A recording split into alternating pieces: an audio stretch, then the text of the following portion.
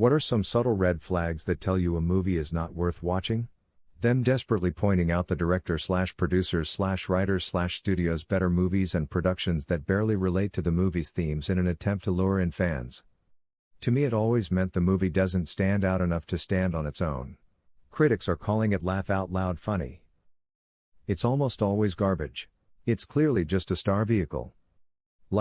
All the hype is about the star's riveting new performance. But no corresponding critical praise for the story, directing, special effects, nothing. A movie has a popular song with different lyrics. They push the ads way too hard on TV and Reddit. When you feel the preview showed basically the whole movie. If the trailer has blurbs from reviews, check to see who wrote each review. On bad movies, they will often put multiple blurbs from the same review. Release date. The only movies that go into wide release in January or February are Oscar bait that got limited releases in December in NY/LA to qualify for the Oscars, a romance or two the Friday before Valentine's Day crap that the distributors are assuming will bomb that they dump onto the screens in midwinter. Hollywood insiders even refer to the first 2 months of the year as dumpuary. Every so often a dumpuary release will succeed. Get Out and Deadpool are recent examples, but by and large it's garbage they're hoping to squeeze something/anything out of. Late March/early April and August/September also tend to be weaker fare. If it was really good, the studios would save them for summer blockbuster season, May to July, or award-winning season, October to mid-December. There are exceptions, but again, they're exceptions. If they don't screen it for critics, you know it's going to be really bad. If in the commercial the people who are raving about it aren't anyone reputable. Susan on Twitter said it was the best movie she saw in 2020.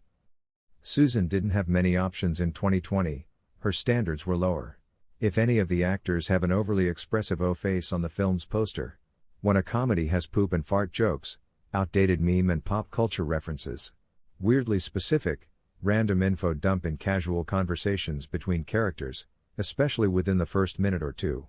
If I'm pausing it to start an AskReddit thread to find out if I should like it or not. I love Hall & Oates, but if Make My Dreams Come True is used in the trailer it's likely gonna be trash. Most sequels to horror movies are garbage with a few exceptions. In animated movies, whenever the animation is too clean.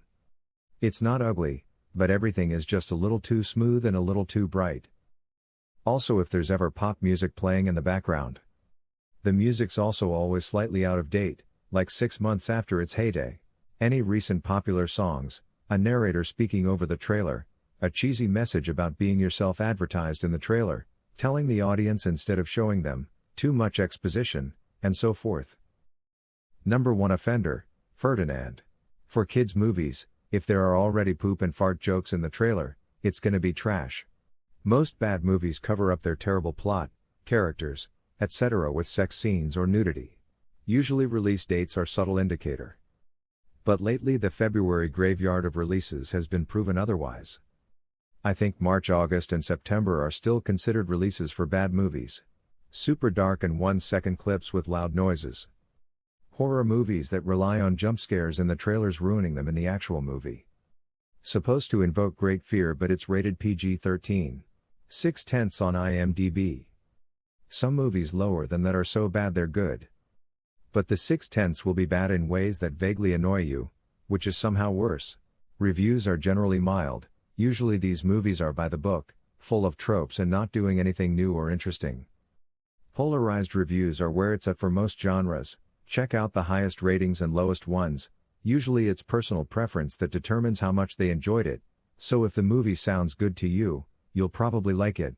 How bad a movie is exponentially proportional to how many helicopters are in the trailer. The emphasis of who's in it over what it's about. I don't care who's in the movie half the time. Boobs in the first 10 minutes. I've watched a lot of really bad movies and one surprisingly common thing with them is that they have a naked woman sometime early on in the movie.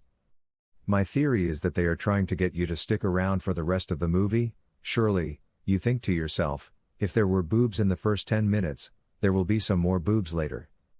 But don't be fooled. Those were the only breasts you will see. /Sony Pictures Presents. /Adam Sandler. /based on a video game. If something is gnawing at you when you watch the trailer, but you can't explain it, Something seems off about the trailers. If you hear that it had numerous rewrites,